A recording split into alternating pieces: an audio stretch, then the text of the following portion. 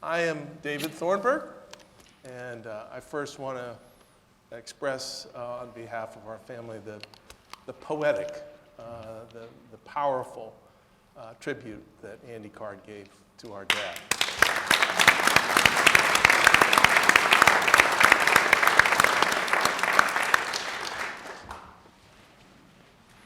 So I have spent most of my career trying to find ways to make a difference. I think, as we all have, my brothers and I each inherited some of the public policy genes, the commitment to our communities and to making a difference. And my avenue has been by leading a series of civic organizations on the east coast of Pennsylvania in Philadelphia to promote economic growth and better government. So it's a great honor to be able to lead some conversations over the next hour plus to talk about some of the things that my dad accomplished in those realms. And I know there are some of you who may think, what could be more interesting than a few hours of public policy discussions on a beautiful October day? And I would say this to that. First of all, and I think this keys off some of the notes that Andy used, one of my tours of duty was to run the Fells Institute of Government at Penn, which trains young men and women for public service. And we had a speaker come in one day, and she said to the students, very pointedly, she said, look, what are you here for? Are you here to be somebody, or are you here to do something? And I think, as Andy expressed, when my dad heard and accepted the various calls that he heard, he expressed a steadfast commitment to doing something. Now, they're not mutually exclusive. I think the nature of politics being what it is, you have to understand how to put the spotlight to your advantage, to accrue the power that you need in order to do what you need to do. But there's clearly a sense that, again, in the various chapters of his professional life, he was there to do things and to get stuff done. And as Andy expressed, once you establish that reputation, all kinds of invitation come your way because guess what? The world needs people who can get stuff done.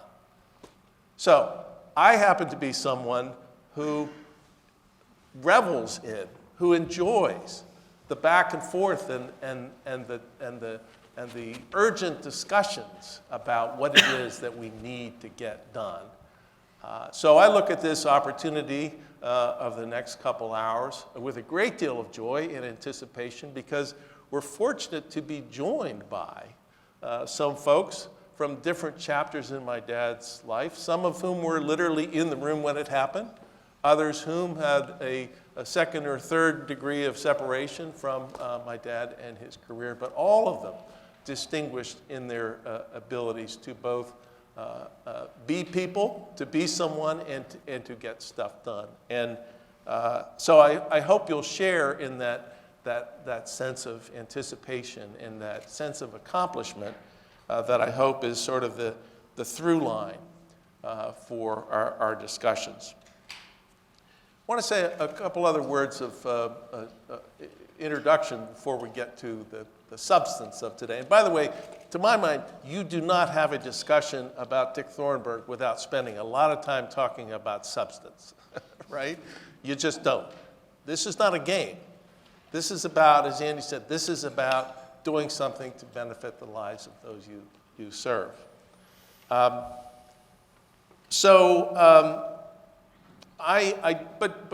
to fill in the blank for some of you, right after my dad died, we had a small family service at Shadyside Presbyterian Church, where we'll be tomorrow. And I was asked by my mom to write a reflection about my dad's life, a copy of which is on your seat, thanks to the wonderful Kim Carson. Was also published in Pittsburgh Quarterly. And I chose to try to fill in the blanks of how my dad got to be Dick Thornburgh circa 1965, 1966. So that brings you to a certain point in time. And that was before he'd run for office.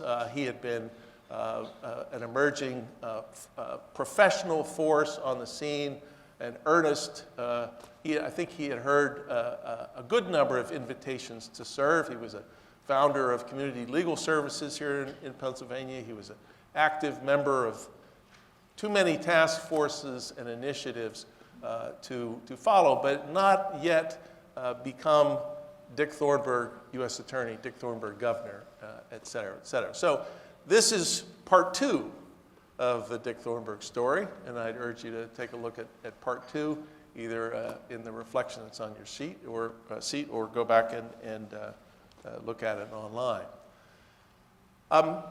Having said all that, and Andy again alluded to this, his was not a career that was planned in the traditional sense. It wasn't like, and he told me this, it was not particularly helpful, actually, as I was trying to figure out my own career, which is to say there is no plan. But he was not one of those people that in 8th grade wrote down the 5 things he wanted to do in life by which time in his life. But he was wise enough and smart enough to hear the call and answer the call, as Andy said. So one final sort of framework for this, as most of you know, Dad was a huge movie fan. When he wasn't watching sports or working, he was, and my mom would be watching movies. And when I was about 12, he dragged me off to see Citizen Kane at Carnegie Mellon University, which was lost on me at the age of 11, I have to say. But I was thinking about this opportunity we have to talk about Citizen Thornburgh. This is the public-facing man and what he accomplished in the various pursuits that he had along the way. For those of you who know the movie and are looking for the rosebud of the Dick Thornburgh story, I'm probably going to disappoint you, except, and this is a totally inside joke, meaningful to only a few members of the Thornburgh family, the rosebud was probably All-Star Baseball, the spinner game that he was obsessed with during his childhood and spent way too many hours in his parents' basement playing this baseball board game. That's the rosebud. So here we are now, Dick Thornburgh, as he is moving into his professional career. And there's a wonderful chapter. And by the way, we're going to be using the good book here, Where the Evidence Leads. I think I can take some credit for the title, maybe not full credit, but some credit. There will be a test. I don't know if I told you folks this. There will be a test. But this is a wonderful, wonderful story that unfolds as to how this man had such impact in our lives and to the world. But I want to pick up the story with a phone call, an invitation from Elsie Hillman to my dad, asking whether he would be willing to be considered to be appointed U.S. Attorney. And this is in 1969. And in somewhat disarming candor, he reports in his own book that he asked her an important question, which is, can you tell me exactly what the U.S. Attorney does? Which, again, reinforces this sense that this was not he hadn't written in a book somewhere, I need to be the U.S. Attorney by the time I'm 36. So the first chapter here is to start to explore his career through that lens. And to do that, I'm going to bring in a great friend and a great public servant in his own right, Chuck Rosenberg. Chuck was a U.S. attorney at a young age, not quite as young as my dad, served in senior roles in the Justice Department, the FBI. He said to me the transitive connection between him and my dad is that my dad brought Bob Mueller to Washington, and Chuck worked for Bob Mueller. So there you go. The world is a small place. And Chuck is a great friend as well, so it's a real privilege to have Chuck to ourselves and not just to share them with the MSNBC audience that many of you have seen him participate with. So I feel like I have you on the stand here, Chuck. So the tables have turned. It's going to be as a hostile witness. If I hear you say the word fifth, I know we're in trouble. It was as U.S. Attorney where my dad, I think, started to realize his commitment to something which powered him throughout his career, which was the rule of law. Now, consistent with what I've said about my sense of him at that young age, it's not like we would hold nightly conversations around the dinner table talking about what the rule of law and what it was and what it wasn't and how you express it in your work. But I know this is something you've given a lot of thought to, and you're familiar with the early stages of my dad's career. So talk about your concept of what that rule of law is and how it animates and should animate and began to animate his career early on. Well, the first thing I always tell people, David, is that the rule of law is a construct. It's not immutable. The law of gravity is immutable, and the law of gravity exists everywhere all the time, including in places that don't enjoy the rule of law. And because the rule of law is a construct, it means that it requires people to ensure its vitality. And I think your dad intuitively understood that. You know, you assigned 2 chapters of this book to me. He told me that I couldn't come here unless I read chapters 4 and 5, which I did. And your dad actually talks about the rule of law. He talks about it in the context of Watergate, which he obviously lived through. He said he viewed it with horrid fascination. And it was deeply disturbing to the men and women in the Department of Justice because it put at risk our beloved rule of law. I know it sounds corny, perhaps not in this room, but elsewhere, to talk about the rule of law as being something that we not only have to aspire to, but that we have to, as I mentioned earlier, protect. And his work as U.S. Attorney, I think, reflected that. I'm happy to talk about that as well, but the thing I want to tell you is that it's not something we should take for granted. It's not something we will necessarily always have unless we care for it. So I think for any even casual students of his career know that it was in attacking public corruption that he made his mark.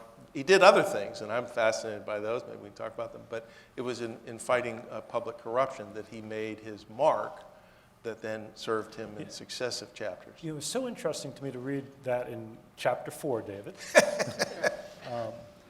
I come from a jurisdiction in the northern, well, it's the Eastern District of Virginia, but I was from the Northern Virginia part of the Eastern District of Virginia, where we essentially don't have public corruption. I don't mean that it's zero. I just mean it's very, very small. It's not a part of our culture. We're fortunate. When I read your dad's book, this part of Pennsylvania in the 60s and 70s was very different. And it was an enormous problem. And so he talks about prosecuting public corruption cases of council members and mayors and sheriffs and chiefs of police and state legislators. And it's really remarkable because as he understood intuitively, I think, David, public corruption corrodes democratic life. When you grow up in the Department of Justice, as I did, we have certain icons. One of them, of course, is Bob Mueller. I mean, certainly your dad, but I was new when he was the Attorney General, and so I worked for him. His name is actually on my certificate admitting me to the Department of Justice. But we have icons there. Bob Mueller's one. I think of another, Pat Fitzgerald, the U.S. Attorney in the Northern District of Illinois, Chicago. I had a conversation with Pat about public corruption work that he did there. And it's part of the culture in Chicago, as I think it was part of the culture in Pittsburgh and in surrounding counties, that you pay bribes to get stuff done. You want a zoning variance? It's going to cost you a little extra. You want your application moved to the front of the line? It's going to cost you a little bit extra. Right? We call those fixers in Philadelphia. Yeah. Call them criminals where I am. But in other parts of the country, it's unheard of. And this is a conversation I had with Pat. He said, in Chicago, everyone sort of accepts it. It's built into the cost of doing business. He said, In Vermont, however, if somebody suggested something like that, people would go screaming down the streets, right? I mean, everyone would react to it. And so you have to change the culture. You can't accept this or else it corrodes democratic and public life. And that's what your dad understood, and that's why he targeted it. Yeah. And he also understood the connection between mobsters, organized crime on one hand, and corrupt public officials on the other. The Politico-racket complex, The I believe he Politico, called it. yeah, yeah, I think it was something like that. But that sort of that unholy alliance between, mobsters on one hand and corrupt politicians on the other. And so page after page after page of his book in his early days as the United States Attorney for the Western District of Pennsylvania are consumed with public corruption. Yeah. And he won his convictions. They made their cases.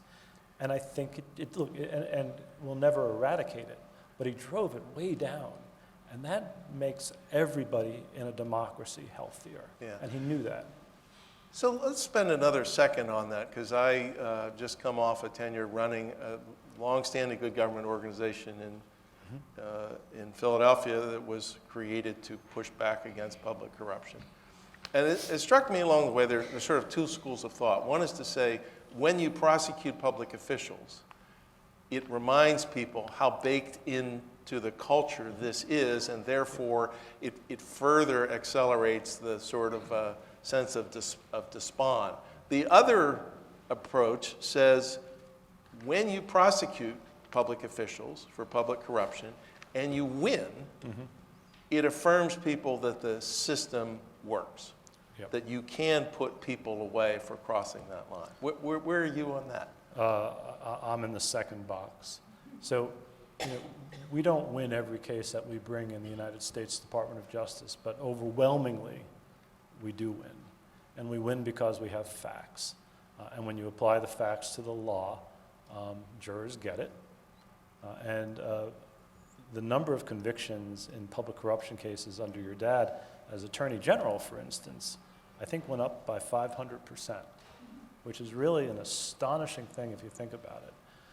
So I'm in the second box. One of the things that your question gets at, David, is sort of theories of deterrence, right? And there are two theories. One is specific deterrence. You prosecute a bank robber, you put him in jail, he's deterred from robbing another bank, at least for some period of time. But there's also a theory of general deterrence. You put the bank robber in jail, and other people who might rob a bank won't do it as a result. And I haven't seen much evidence that general deterrence works in that context. But I think for other types of cases, and particularly in public corruption cases, it does work. It works specifically and it works generally. When you send a signal to a community that we're going to hold people accountable who prey on, I don't think this is the wrong word, but who prey on society, who fix contracts, who accept bribes, who move applications to the front of the line for a little bit of cash, I think general deterrence works in that context. I'll note in passing and without editorial comment that it's ironic to me that two of the revenue streams that propelled that public corruption back then was the numbers business and sports betting, which have now found a home, let's just say, in the larger public bodies. So don't get me started. There's another aspect of this, again, in the early days of my dad's career that I think must have brought into play a theme that was going to, that he was going to have to deal with in successive stops, not only in the Department of Justice, but elsewhere, which is once you start prosecuting public officials, you're going to hear an awful lot of, let's say, you're going to be accused of a persecution and a prosecution complex by public officials who says this is some variation of a witch hunt. You're out to get me. Thornburgh is trying to angle for some further public office. This is self-serving. So, and you've been in that position. I have. Several different chapters in your career. So what did you see, again, in abstracting from his experience or from your experience, how do you manage that line? Because by the way, you don't get the deterrence unless he is to say, I'm the guy that makes a federal case out of things, right? You don't get the deterrence unless you broadcast the behavior that you're prosecuting. Yeah, right. So a couple of thoughts. First, I think for the Department of Justice to succeed, it has to be two things simultaneously, David. One is actually fair. It has to be actually objectively fair. But to your question, the second thing it has to be is perceived as fair. I mean, if you're actually objectively fair, but you're not perceived that way, you're in trouble. And if you're not actually objectively fair, you're also in trouble, even if it's perceived otherwise. So to some extent, you just have to put all that, you have to put aside what people say about you and write about you. You almost have to literally not care. And I'll tell you, there's a design aspect to the Department of Justice. Maybe, Andy, it's a bit of its keystone that helps it sort of withstand outside hyperbolics. By design, the Department of Justice has an incredibly thin political layer. So when your father was the United States Attorney for the Western District of Pennsylvania, he would have been the only, I believe, although certainly true today, the only political appointee in the office. Every man and woman who work for him is a career civil servant. I mean, we do that by design. FBI has 37,000 men and women who are in that great organization. About 13,000 of them are women and men who carry a gun and a badge, special agents. Incidentally, just as an aside, that makes the FBI about 1/3 the size of the New York City Police Department, a number that I find fascinating. How many people in the FBI, David, are politically appointed? And the answer is one. Yeah, Ginny, that's exactly right. It's one, just one.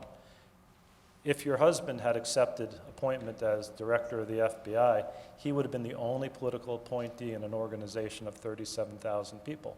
So we rely on the keystone of that organization, of the Department of Justice, which is really the career men and women. Here's what else. And so the politics, it matters a lot to politicians, but it doesn't matter at all to me, and it doesn't matter to the folks who work those cases. I think literally we don't care. It strikes me as part of that, once you venture into those waters, you're also trying to forge a productive relationship with the media, who want nothing more than to get a little inside information, understand when the indictments are coming down, get some backstory to share, salacious backstory to share with their readers, which can be fairly tempting, I would think. Yeah, I just didn't do that. And my sense is that your father didn't do that either. It's one thing to give context. It's another thing to explain an indictment after it's been released in open court, after it's been published, returned in our parlance. But and this will sound weird because now I've spent some of my time boring the hell out of viewers of MSNBC, but nothing good comes from talking to the press, particularly about sensitive cases. And so, you can do it. So, Andy, I think, alluded to this again, but I want to talk about being a federal prosecutor during Watergate as that unfolded, and then Watergate bringing my dad to Washington. And also the fact that, a statute passed in 1968 gave prosecutors like your father a lot of brand new tools to attack these problems. A really interesting contextual development. Yep. So, I knew that my dad was paying close attention to the proceedings of Watergate and the revelations and so forth. It never really occurred to me at age 14 or whatever I was that this had something to do with his professional role. But then this starts to get to the relationship between a political appointing authority and a political appointee, and I know you've weathered those storms and been through those waters as well. Right. So just talk a little bit about, I guess maybe in your head, how you managed the sometimes fierce political winds that are out there, even as you try to keep your nose down and Yeah, but do you your know, job. David, this may sound naive. Those winds are always out there, and they blow from left and right, and they blow, hard and soft. You really can't ignore them. You don't have to answer every attack. You don't have to be interviewed about your, the rationale or motives. I know this sounds somewhat cliched and perhaps naive, but I always said we spoke in court, and our work would speak for itself. I still think that's largely true. And to bring it briefly to sort of the present day context, who do you not hear from? Ever, almost ever. Chris Wray, the director of the FBI, and Merrick Garland, the Attorney General of the United States. And by the way, that's not just the Democratic administration. I mean, Andy, you know this from your own experience. Republican presidents, with an exception that I can think of, just didn't speak about the work of the Department of Justice. And when I was there under both a Republican president and a Democratic president, we didn't hear from the White House ever. And the level of coordination that we at the Department of Justice had with the White House would only be on national security cases where the president, as commander-in-chief, has a keen interest in the work that we're doing, and occasionally on legislative initiatives or budget matters or on selecting judges. But never, never about our casework, ever. It was absolutely off limits. And that protected the Department of Justice, and it protected the mission, and I think it ensured that, well, at least I hope it ensured that the perception of the work was that it was actually and objectively fair. Yeah. Again, scrolling back to the early days of his career, it's fascinating to me that he came to embody and embrace that culture, Yeah. which has really set the stage for the entire rest of his career. These foundations, again, of the rule of law and of integrity and of going where the evidence leads. And The title of the book. well, you do Yeah. you do say. How do you learn that, and how did you teach that? I mean, you came into the Department of Justice as a young prosecutor, but you also ran an office. You had several offices. You ran the Drug Enforcement Agency. I did. How do you communicate that to folks that you work with? It was part of the culture when I got there. So when I was a brand new assistant U.S. attorney in the Eastern District of Virginia, you could either, coming out of my office, take a left and go to the library, which I almost never did. Shouldn't surprise you. No, not in the least, no. Or take a right and go down to talk to Justin Williams, our criminal chief for 140 years. And every office has a Justin Williams. Most offices have many. Justin's passed, and none of you in this room would know him, but that's the person you went to talk to about not just how to do things, but why you did things in a certain way, right? You don't always understand the culture of a place before you get there. You can imagine what it is. You can hope for what it will be, but when you see people, I was talking to a group of journalists the other day. They were fellows in a program for new journalists. And I said, you guys and we over at the Department of Justice have something in common, which most other professions don't have. When we make a mistake, it's our obligation to say so publicly. We do that in court. You do it on page A2 every single day. And that was certainly the culture in our U.S. Attorney's office. And you learned it quickly. The other thing you learn, I know your dad understood this because I talked to him about it, is that you can get away once, maybe twice, with fudging something a bit, but your long-term reputation will be forever tarnished. And so it's never worth trying to do it, right? Particularly today, but even back then, I could find the reputation of any federal prosecutor or any federal public defender or any FBI agent with a single phone call. Two, if it was, maybe two calls if it was a particularly difficult case. But I could get their reputation with a phone call.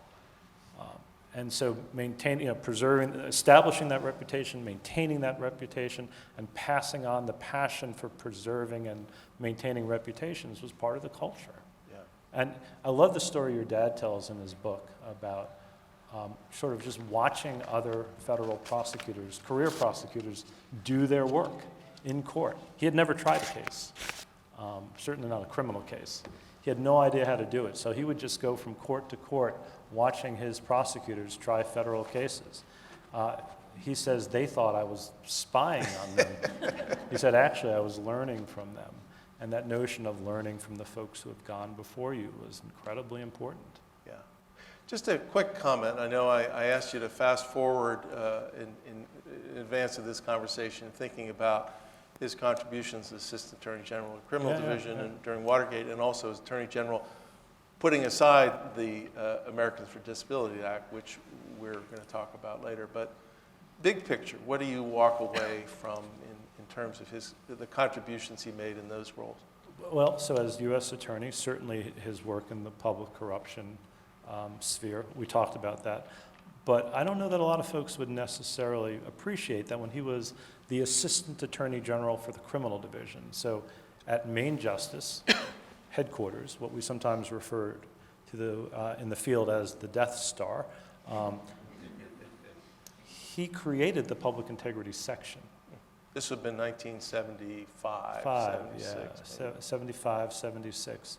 So one of the most important pieces of the criminal division at the Department of Justice is something your father created. It was a gift to the Department of Justice, and whether or not you know it, it was a gift to the American people, because there resides this expertise in some of the most difficult and controversial cases that we do. Now, you have the capacity in the field, whether it's the Western District of Pennsylvania or the Eastern District of Virginia, to do these cases, but there is a deep expertise at Main Justice on this type of stuff, and your dad created that. This is, I think, we've sort of a touchstone we've already remarked upon, but it's going to come up again and again. In addition to fixing the problem, can you create something that has downstream impact? Of lasting value. And of lasting value. And the answer is sometimes. And acknowledging, and that the incentives often don't push you in that direction, right? Yeah, but I think this is true of great leaders, and I think of your dad as a great leader. He didn't build, for instance, the Public Integrity Section for Dick Thornburgh. He built it for the United States Department of Justice and for the American people. And it survived, and it's flourished. I know a lot of the young prosecutors who went through there as sort of a first rotation, and his legacy is very much alive there. They do it the right way because of your dad. Thank you, my friend.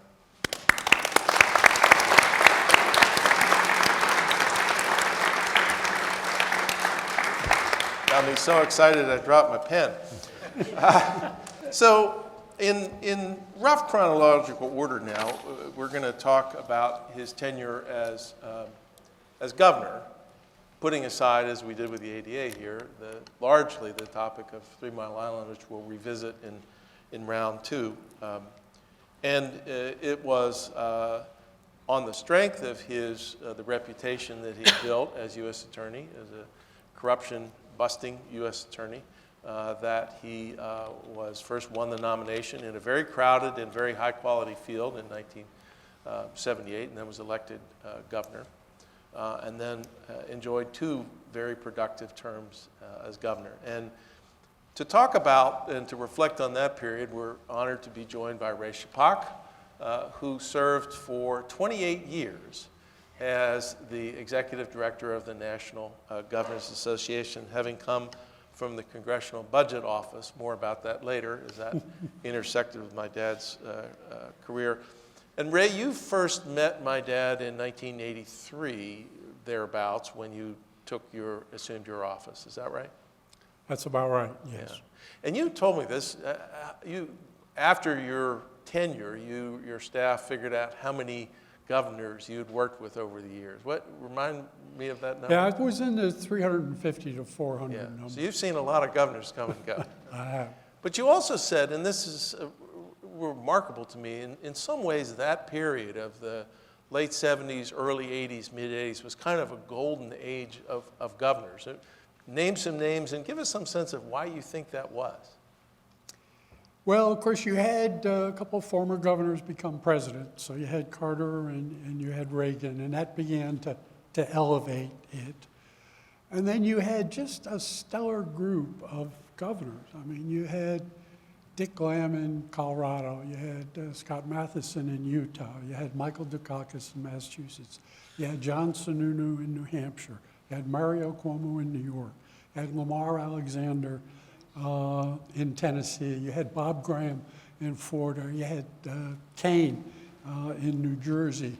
Just a phenomenal, stellar group.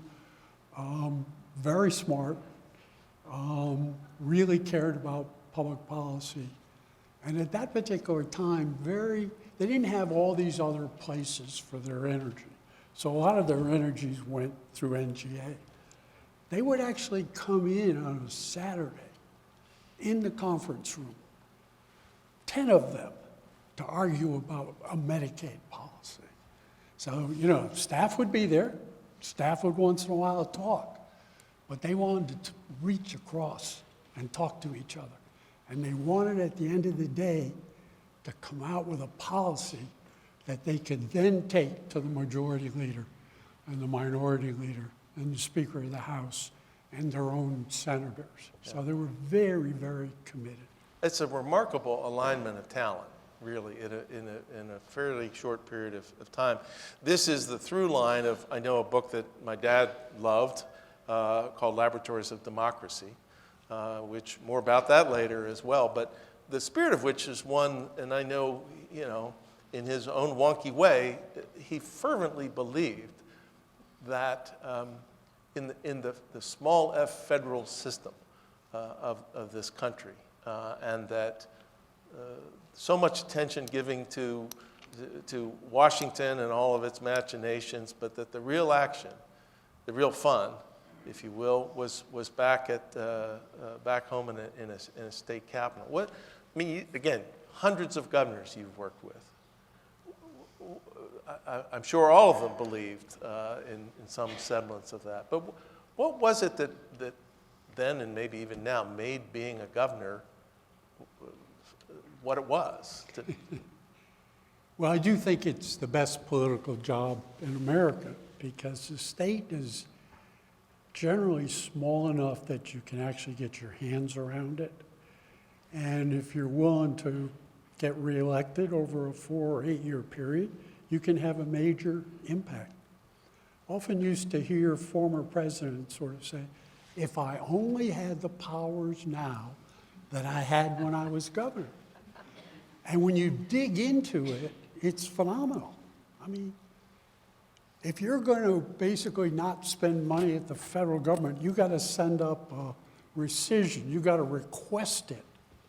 Most governors can cut the budget by up to 5% with not even talking to the legislature. They have line item veto. They often can reappropriate federal money. So they have enormous powers. And when you think about it, they get to appoint all their staff in the governor's office. They get to appoint all the cabinet. So they got their entire staff. They generally have resources enough to get the job done. The legislature gets dominated, really, because they're probably part-time. They may be only in session 6 weeks. They don't have anywhere near the staffing that the executive has. So everybody in the legislature reacts to the governor. And generally, the governor, of course, stays home, so he or she owns the party. So when you put it together, everything is there to actually get a fair amount done. Yeah. And that's why they don't necessarily want to run for Senate. I mean, the Chris Sununu example recently. Why would I want to do that? I'll just say less said about that, the better. Yeah. Do you remember the first time you met my dad, or initial impressions, even over a few meetings? I'm scared to do that.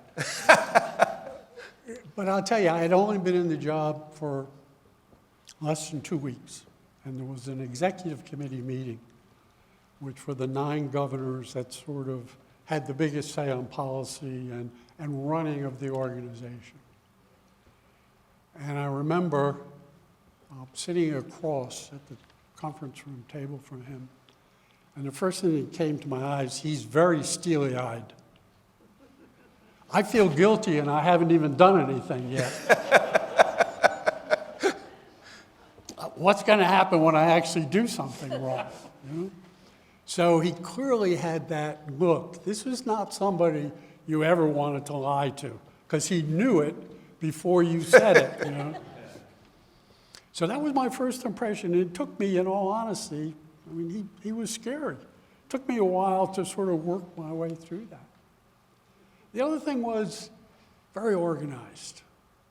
A lot of governors didn't necessarily read the background material. He read it because it was all marked up, you know. He had notes places. He had amendments in other places. So he was fully briefed and very, very organized. The other thing I did feel, even though he scared me, is that he was going to be fair, you know. That if I screwed up and fessed up, I'd be okay, you know. The final thing was he had a great sense of humor. And he would say something very, very seriously. And after a while, I learned, because generally in the major plenary sessions where we had 50 governors, the governor sat in a hall square. And the chairman was in front, and I was generally up in front too. The rest of the governors sat around the square according to how they came into the Union. So Pennsylvania, number 2, right next to me. So I observed him a lot, but every once in a while he would say something very serious, and I would look at him and I could see that right eye twinkle. And I knew he was kidding at that. Now, it still took him 7 seconds to smile, but that eye was already twinkling. So those were sort of some of my reactions. Scared in some ways, but yet confident I'd get a fair shake. And we moved on from there. I have to say, for those who want a fuller exposition of the twinkle, there's no better place to start than the Ali G show.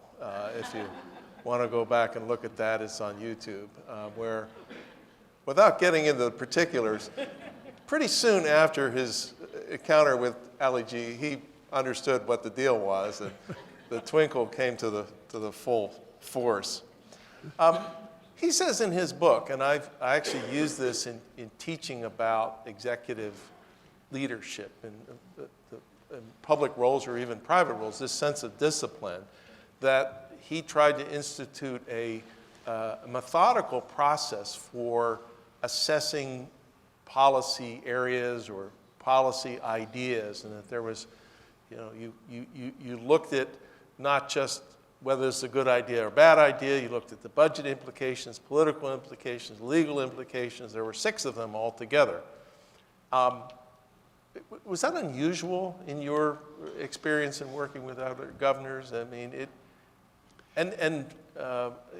you said also when we were talking earlier that you tried hard to impress upon new governors that you're only going to have a couple of things that you could get done. So don't come up with 84, on a policy agenda with 84 things on it.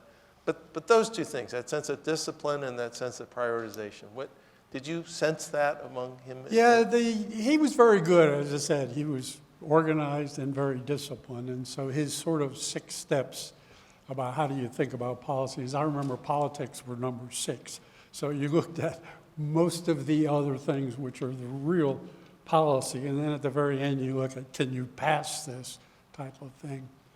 I think it was unique that way because once you start laying out the steps on how you're going to evaluate something, it gets into the culture of the governor's office, it gets into the cabinets, and therefore it really stops anybody coming and saying, we need to do this.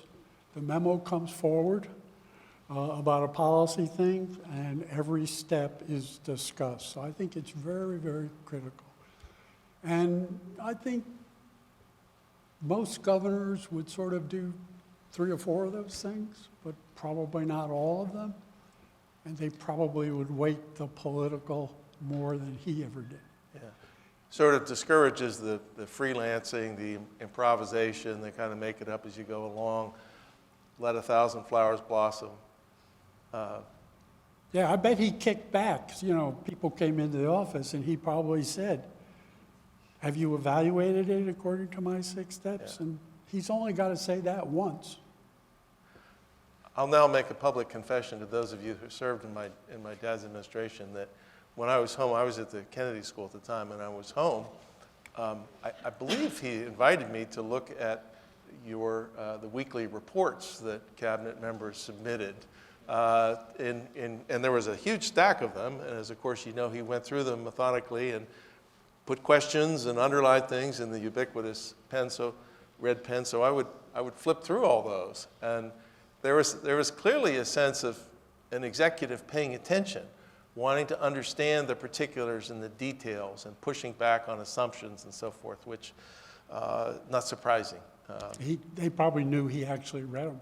Yes. Well, that's another thing. To Chuck's point, you set the standard, you say it, you do it, people start to expect it, and the virtuous circle takes over. His interests on the national stage expressed through the NGA had a lot to do with something I know you have cared a lot about, which is fiscal discipline, and particularly trying to move some of the practices that governors had exercised, the line item veto or a balanced budget, further into the Washington's way of doing things. Talk about that experience and what you learned about the way his mind worked and how successful he was in some of those pursuits. Yeah, they were getting very scared about the deficit and the long-run impact. And of course, all of the 49 out of 50 states have some legal balanced budget requirement. Everybody but Vermont, and they're so frugal, they have it in the DNA anyway. And at that time, when I look back now, the outstanding debt was $2 trillion. It's $33 trillion now. So there was really 2 different approaches. The first one was to look at broad reforms, and most of them that they were recommending at the federal level came from the states. So they were recommending a balanced budget constitutional amendment, number 1, capital budget, line item veto, move into a 2-year budget time frame. So there was a group of reforms there. And they were very serious about it and really pushed it and took it to the Hill quite extensively. The Hill eventually did pass the line item veto, but the Supreme Court made it unconstitutional. They also had a set of other policies. There's sort of a feeling at one time that those are broad reforms, but what are we going to do today about the deficit?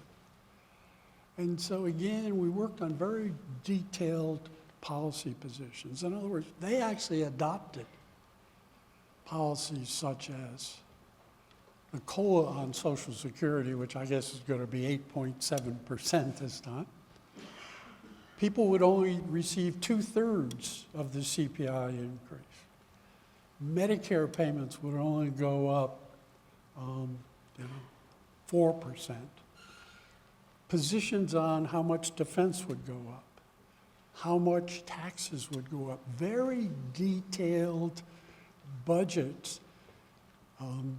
And so they had the 2 of them that were working with each other. They didn't want the criticism of, you don't know enough about the budget, so they went back and studied it and came up with very detailed types of things. But they also did the broader reforms. And he was unrelenting on that particular issue. I mean, Yeah. It happened, you can't work in a budget office, particularly for the federal government, and not be a deficit hawk or conservative fiscally. So he and I were always on the same page there. We differed a little bit on the NGA budget, where I took a little bit different position. Well, they're budgets and then they're budgets. Right. Right.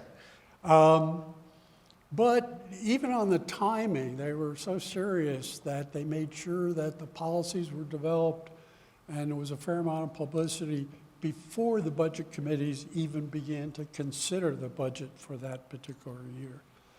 So some impact over time. I think they were right that as an economist, I still worry about where we are now. But this is something he bit into, Yeah. and he just stayed with it. And even his final comments to the association were really about stay vigilant, basically, on the budget issues. A mere almost 40 years ago. And, you know, in terms of his state service, there's probably few things that he was as proud of as restoring not only the sense of a trust and confidence in government, but also its fiscal discipline, balanced budgets, that, you know, July 1 is a meaningful date in the state budget calendar, and wasn't an optional kind of a consequence that you could choose or not to deal with. So, big picture, as you look at his career as governor compared to the hundreds that you worked with, what comes to mind? What would you say if stopped on the street? What about that Dick Thornburgh? What kind of a governor? We're going to talk with Rich Lunak about one of his signature efforts here, which was the Ben Franklin Partnership, which was intended to be transformational, not just transactional. We'll talk more about that. So in what way do you think my dad's service as governor was transformational to the Commonwealth, or sort of, you know, to setting the standard of what being a big state governor was all about? Yeah, of course, I saw it more in the interaction with the other governors. As I've indicated, that was a stellar group. And it was a group that loved to debate also. And because one of the things you find at NGA is that staff are dealing with a lot of policy. And I remember him once raising his hand to staff to say, stop negotiating. And he whispered to me and he said, I'm not going to let them have all the fun. We want to have the fun, so we're going to debate this thing. Yeah. At which time they would start. And they would always set it up. I mean, you would have, particularly on some of the budget things, 5 or 6 governors on both sides of the aisle debating it. And you always had, I always watched who were going to be the closers, okay? So the closers were Thornburgh, John Sununu from New Hampshire, and Big Jim Thompson from Illinois, okay? Who was, when he woke up every once in a while, he was quite formidable. Another former prosecutor. Right, exactly. Very, very bright guy, but always wasn't awake, I would say. And on the Democratic side, you had basically Mario Cuomo and Bill Clinton, you know, and they had fun with it, and yet there was an enormous amount of respect. And, you know, Father talks a little bit about Mario Cuomo debating him a couple of times, once about the broader budget, but then once about the deductibility state and local tax, which happens to fall very blue state, red state kind of basis. Yep. But they enjoyed it, and they really respected each other. So, you know, to me, a lot of it was his approach to being bipartisan. He would often say, if he saw a conflict, Ray, I'm going to call that governor later. And so he would oftentimes follow up, either have a conversation at the meeting or call up later to engage a little bit more, you know, to a large extent to listen. You know, what was this other person? How would we resolve it? How do we get sort of common ground? So I think he was a huge contributor to bringing that full body along in, you know, some of the positions they took, particularly on budget. I mean, if you don't have to take a budget position on Social Security, it's not a place you want to go generally, right? Yeah. In fact, it went into, Bob Graham had to sort of work very hard to not get hit in Florida for taking a position of giving only 2/3 of the COLA increase for Social Security. So they stood up, they were courageous, and some of them paid some negative impacts because of it. I hate to have to refer back to the good book, but why not? There's so much in those 8 years at Harrisburg that are, I think, worth celebrating and studying and learning from. I mean, and in some cases, I know my dad's frustration, he felt like they were ahead of the curve, particularly in an area like welfare reform, that they were trying to do things which just hadn't kind of moved into that window of opportunity that then 8 years later, under the Clinton administration, sort of had moved into that spot. But those were great years, and I know it was a job he loved. It was a very fulfilling job. So thank you for sharing your insights and reminiscences about that. Just a comment on the welfare, because it's interesting. How that really happened is about 35 states started to experiment with welfare. Yeah. Work requirements, paying for childcare, paying for education. And through those experiments, you found out you actually could get people off of the welfare rolls, you know. And so all of those experiments really set the foundation for the eventual bill that was passed. That's classic laboratories of No, democracy. that's right. Isn't that the way it's supposed to work? That's right. Well, thank you, Ray.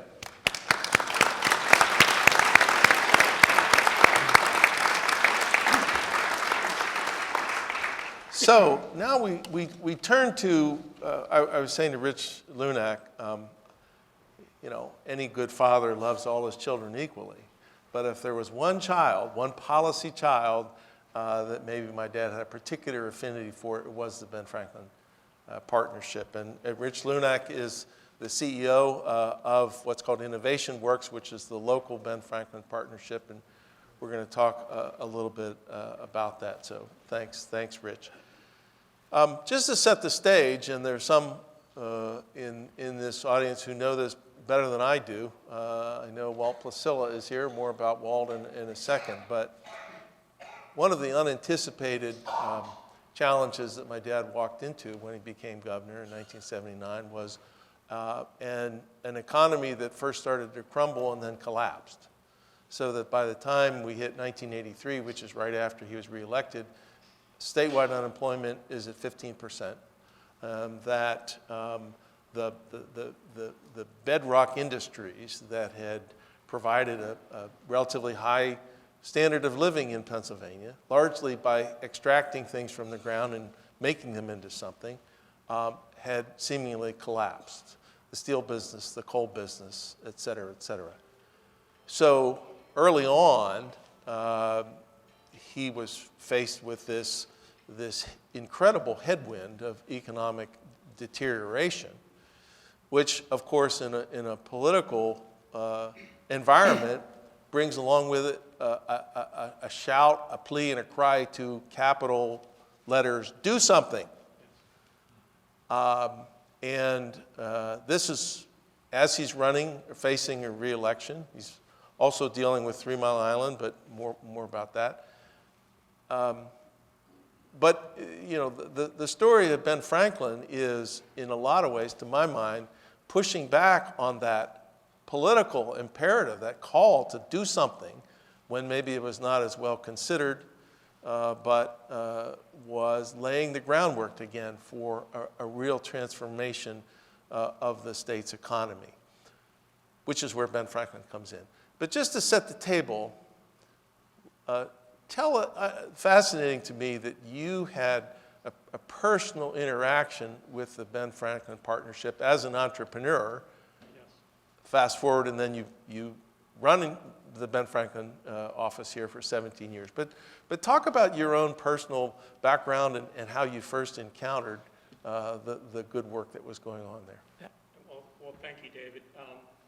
So you mentioned this was perhaps your dad's favorite program or policy initiative. It's certainly mine because it impacted my life in two significant ways.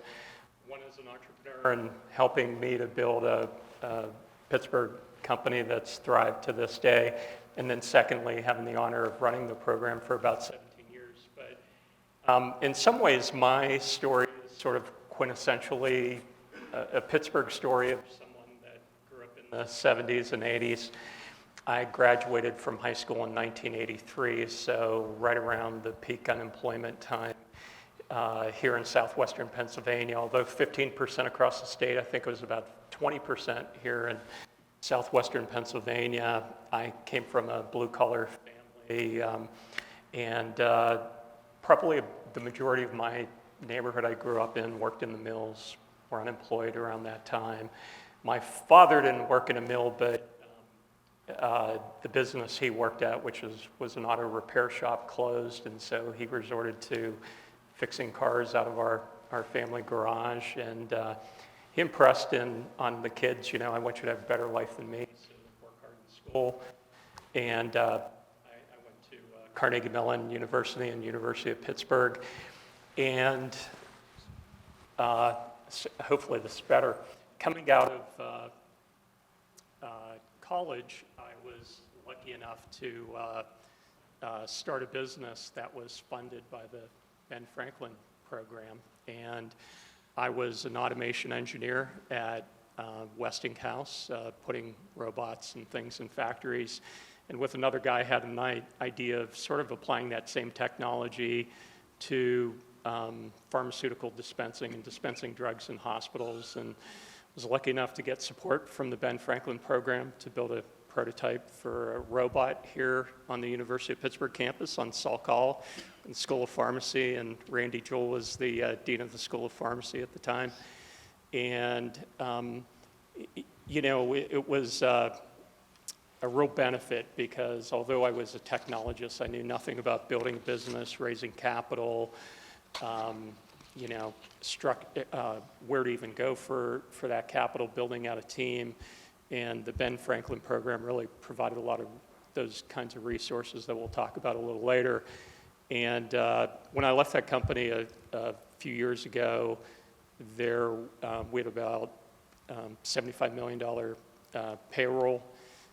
Today, you know, for the last 20 plus years, it's employed over 1,000 people, and that story is not unique across the Commonwealth. So, Yeah, and it's just that story. I mean, that's an incredibly Yes. illustrative story that Ben Franklin was intended to promote. And back from your origin story to the program story, the idea of the partnership was to bring together what was going on in our colleges and universities, what was going on in the business community, and to bring that into close contact with a stream of money and investors who could ignite the flame and take one and one and turn it into three, and launch a whole new generation of, as someone said, big companies that happen to be tiny at the. Yes.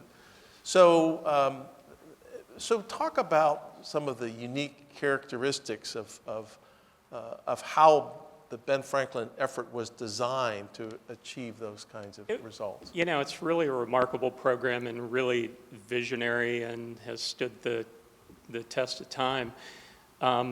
But, you know, historically, economic development had been about company recruitment. You lost businesses, you tried to give tax incentives or other things to recruit them back. You lost a mill, you do smokestack chasing, sometimes referred to. Could you recruit those jobs? This wasn't about that. This was really about building the economy of the future. And if you think about it, right, today we live in a world where the world's economy is really going to be shaped and formed by those countries, those states, those regions that compete in the next innovations in energy, computer science, life sciences. It's really going to shape the foundation of our economy. And this was about investing in those inherent innovations and assets in our remarkable university systems, our human capital, our entrepreneurs, our innovators.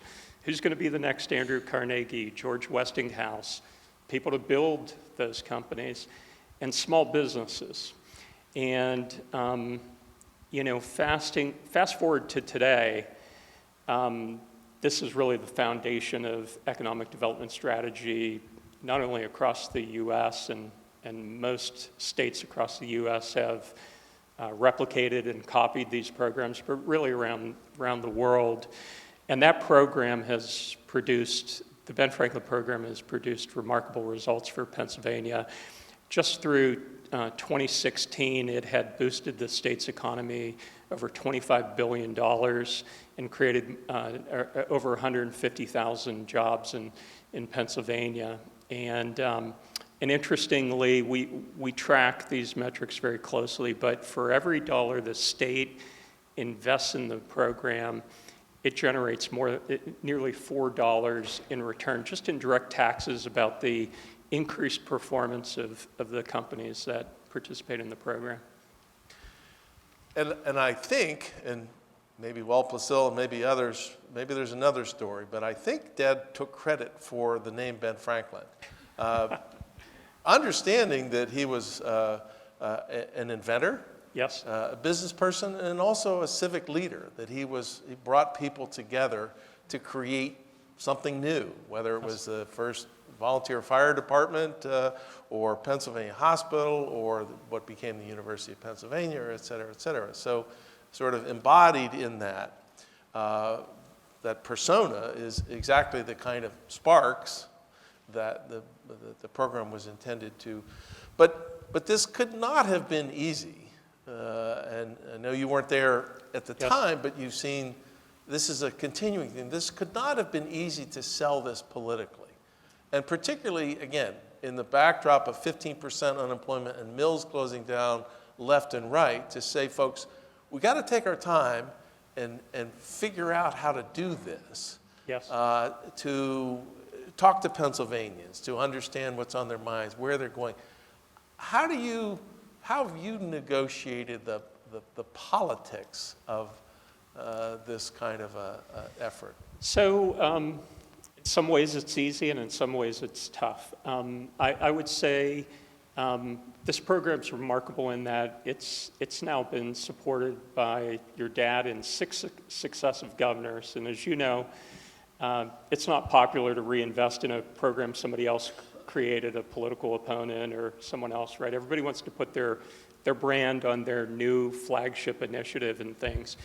And really, small businesses, entrepreneurs, job creation, this is supported by both sides of the aisle. And so in that respect, the fact that we are investing in Pennsylvanians and our own entrepreneurs, our own visionaries, our own risk takers, that's a very popular thing. Where it can sometimes get tough is, why do these businesses need our support? My uncle started a restaurant. He and his wife got a small business loan against their house, and revamped the kitchen, and we're producing revenues in 2 months. Why do these businesses need the public sector and to step in and help? And fundamentally, tech businesses and these types of innovation-led businesses are very different, right? I started this robotics company. We needed to raise millions of dollars before we ever generated our first dollar of revenue, right? And so it's not the kind of thing you can max out your credit cards or even get a bank loan or SBA loan or things like that.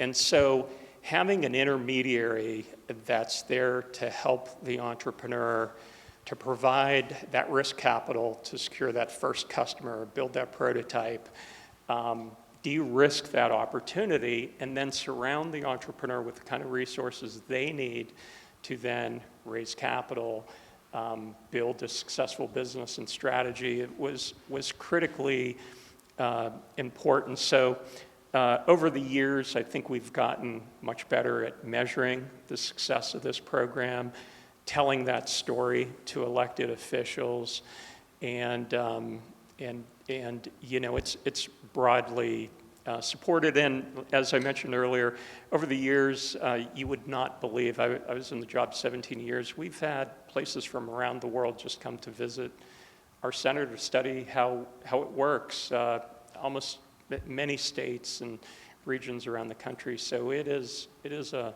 model that is widely replicated. I mentioned earlier that the intent from day one was this wasn't just another source of capital Yes. or a way to get some free or cheap advice for an early stage company. It was intended to be transformational, to Yeah. sort of create a new kind of economic culture in this Commonwealth, which all sounds very, 30,000 foot. But what does that mean on the ground, and how do you know that it's Really? working 40 some years later? So, so a personal story. So, when I left Westing, my father, and this generation that worked in the mills, job security was defined by who you worked for, right? So if you joined U.S. Steel Corporation, you were going to retire with that 30-year service watch, right? And, when I left Westinghouse to work out of a 2-bedroom apartment to build this robotics company with a colleague of mine, I think my dad thought I ruined my career, right? And in general, I think, a lot of that was culturally, based in, interestingly, Westinghouse went through a lot of troubles in the late 80s and downsized, and I probably stood more of a challenge, keeping my job there. But, job security is what kind of marketable skills you get. Are you advancing in your career? And, this fast forward today, I think there's much more of an accepted culture here in Pittsburgh, that if you leave a large employer to work and as an entrepreneur and build something, it's inherently tough. And even if it doesn't succeed, you can be accepted back into it. So part of this, building this ecosystem, if you will, of innovation is not only making sure we have the talent, the flows of innovation and ideas out of the universities, but we're also building a culture that's supportive of entrepreneurs, that's surrounding them with the resources, that certainly celebrates successes, but also recognize the lessons learned from failure, right? Because, most entrepreneurs don't succeed. And today, whether it's the Brookings Institute, Milken Institute, Kauffman Foundation, you name the think tank, they generally say the regional economies in the U.S. that outperform year after year are the ones that have these underpinnings of a thriving entrepreneurial ecosystem, right? Every big company starts small at some point, and so having that seed corn that are the future engines of growth is really critically important to the U.S. economy. I said to you, I have a clear memory of a conversation with Dad, and I know I'll admit to being sort of in full policy wonk mode. And I remember him saying to me, I think the principles of Ben Franklin is it's got to be done on a regional level. Yeah. Pennsylvania is too big and too diverse a state to try to design a top-down solution. You've got to leverage commitments from various sectors of the university. Of the community, whether it's the university or the business community, yes, or and that it's got to be competitive. That you mentioned the metrics, yes, expectations. That you do that over time again, and you build a sense of reality. That you start with this idea and you turn this into a reality. You just announced last week that you're stepping down after 17 years. You have, yes, a new successor named.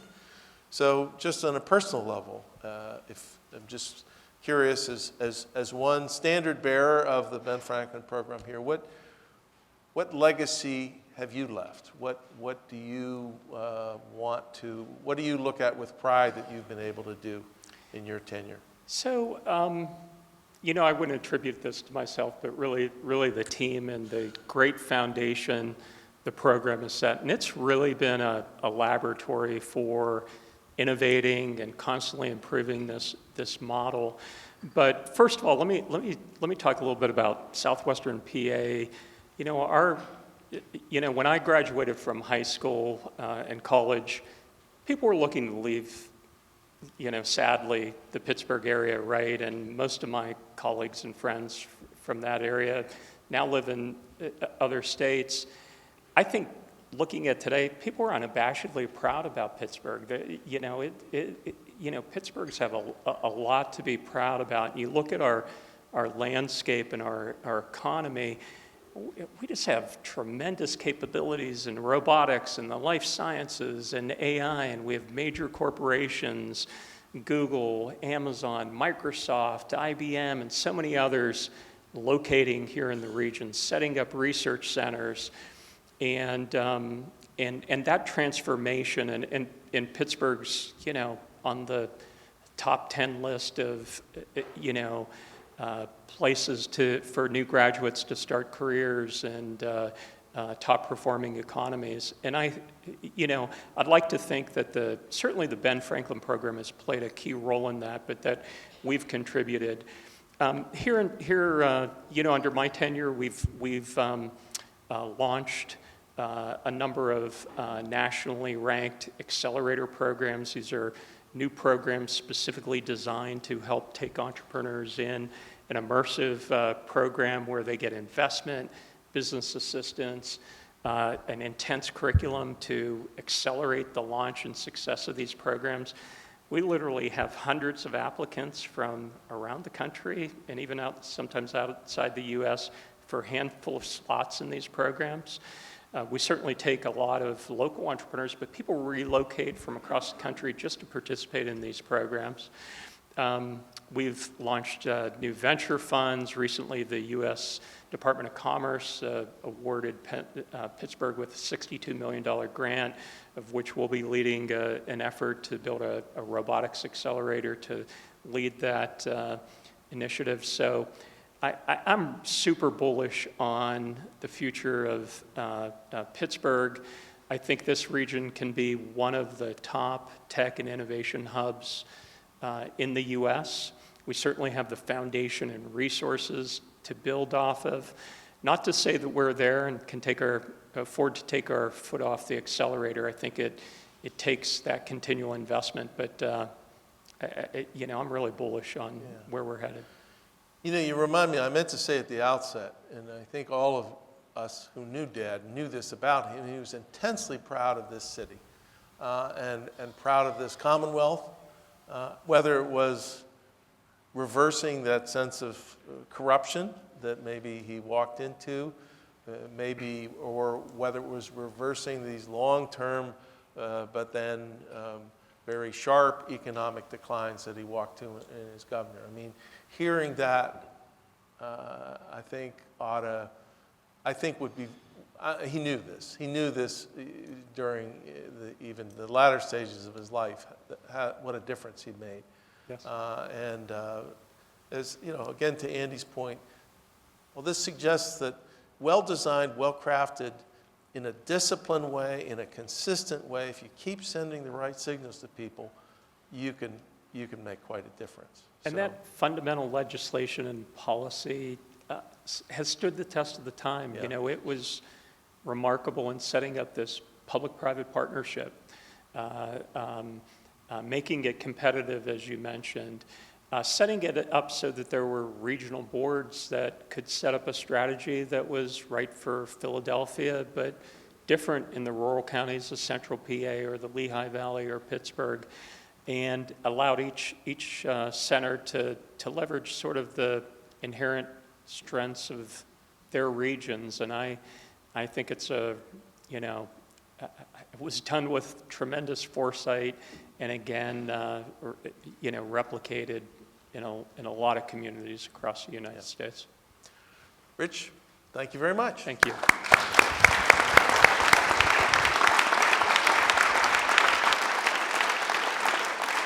So I wanted to leave a couple of minutes for two things. One, if any of our panelists have a particularly illustrative Dick Thornburgh story to tell that they haven't, Chuck raising his finger, or if there's something in the conversation that maybe you absorbed from one of the other speakers that sparked a new thought or insight about this remarkable person and his legacy. But let's start with a story. Chuck, I know you've got one.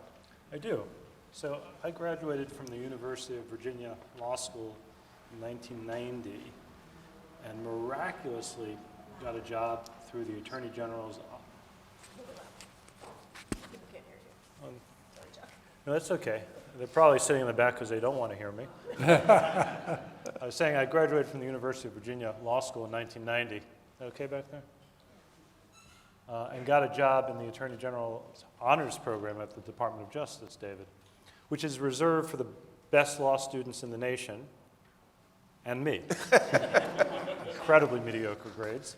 Although I loved law school and had a good time, my transcript would not stand out. I show up on my first day at the Department of Justice. The Attorney General is someone named Dick Thornburgh. I find my office.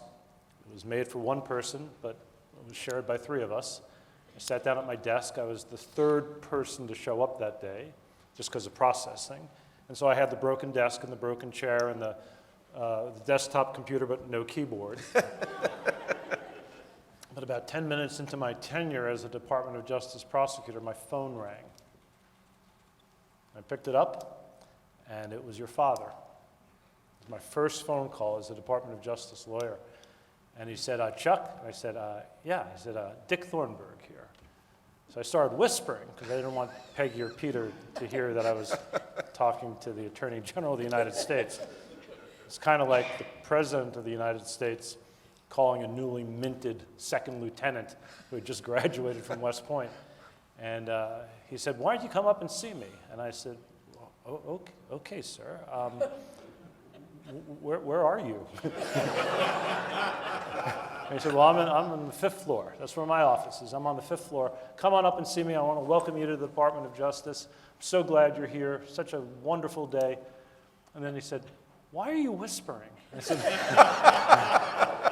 well, Peggy, my office mates are here, and I guess I don't want them. He said, you don't want them to know you're talking to the old men, do you?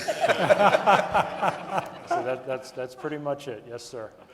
So I didn't know where the bathroom was. I didn't know how to get out of the building. I knew the 5th floor was up because I was on the 4th floor, but I didn't know where the stairwells were.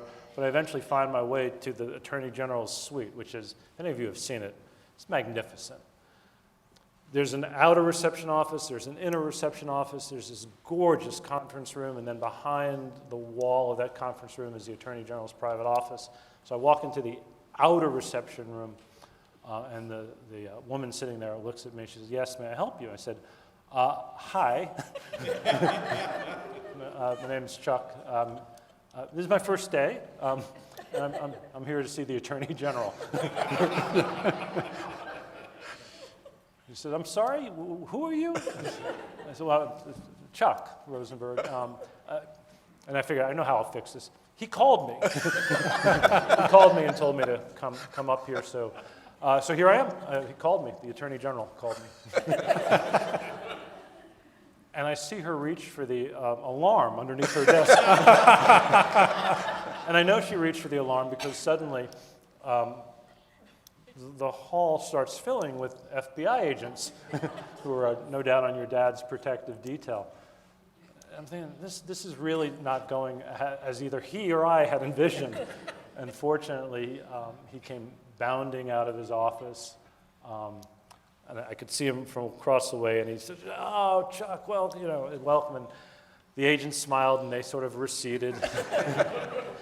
She looked pained, but she let me pass, and I went down, and your dad welcomed me to the Department of Justice on my first day. So after he passed, I wrote an article for the Pittsburgh Post-Gazette called My First Phone Call, which is the story of your father, the Attorney General of the United States, reaching out to me on my very first day. I think you had something to do with that, because as meticulous as he was, he could not possibly have known that I was there. But that's what true leadership looks like. It's taking care of your people, it's reaching out to them, it's listening to them, and it's welcoming them. Yeah, the backstory is Chuck and I were friends at that point, so maybe... Not at this point, but at that point. That's right. Yeah, that's over.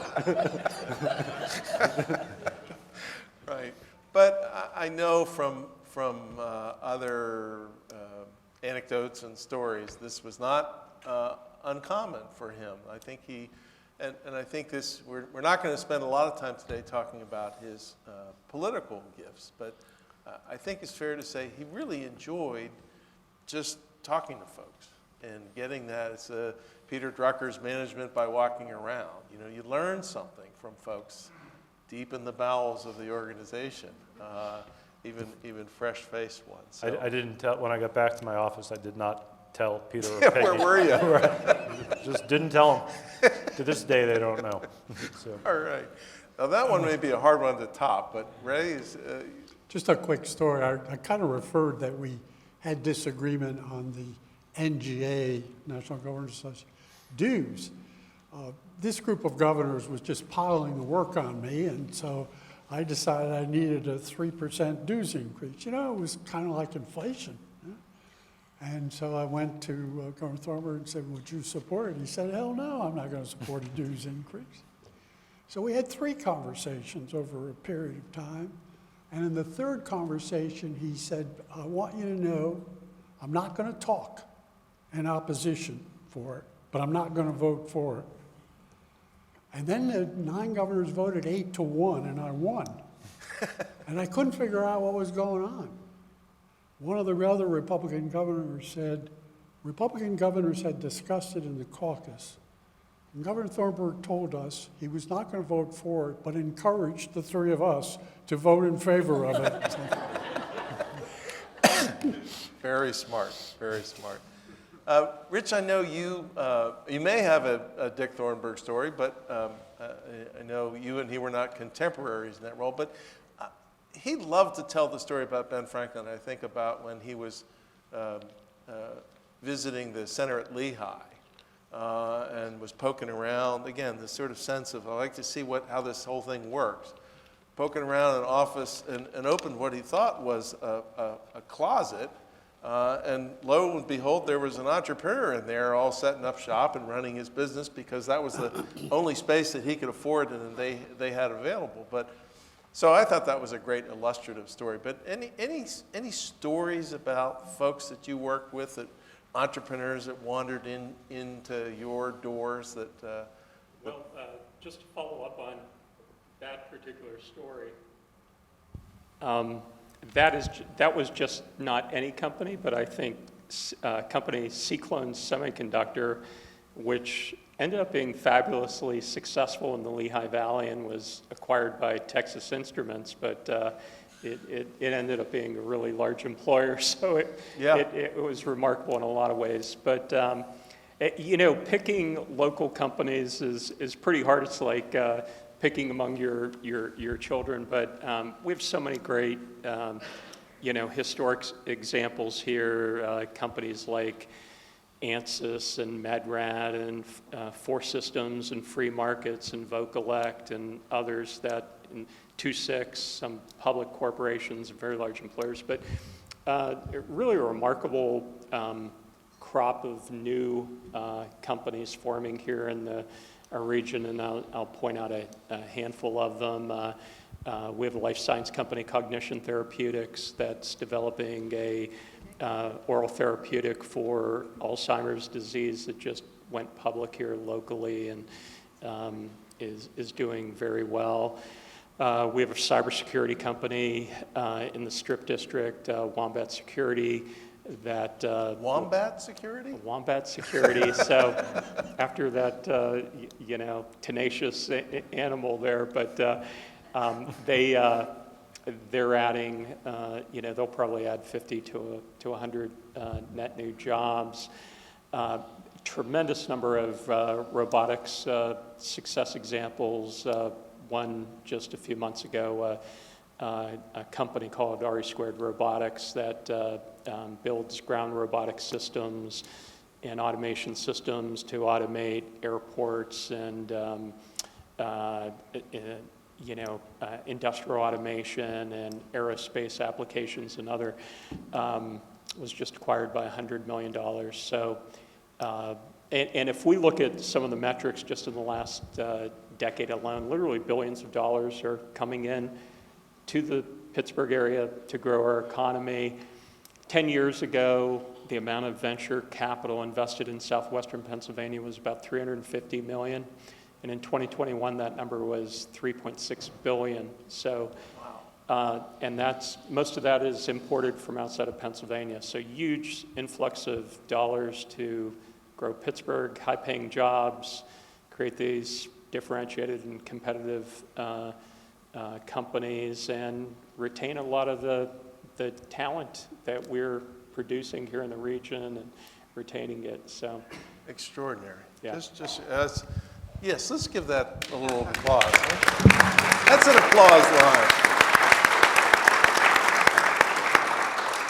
You know, I always thought my dad intuitively knew that, you know, Pittsburgh had a great work ethic and a great, embraced innovation and technology. And if you could just sort of turn the corner and bring that culture, push that forward, that culture into the future, that good things were going to happen. And it's really remarkable. I think we will take a break now, and then we're going to cycle to the second half of our program. So, but I would like you to ask me, like to ask you to join me in thanking these folks for their great remarks.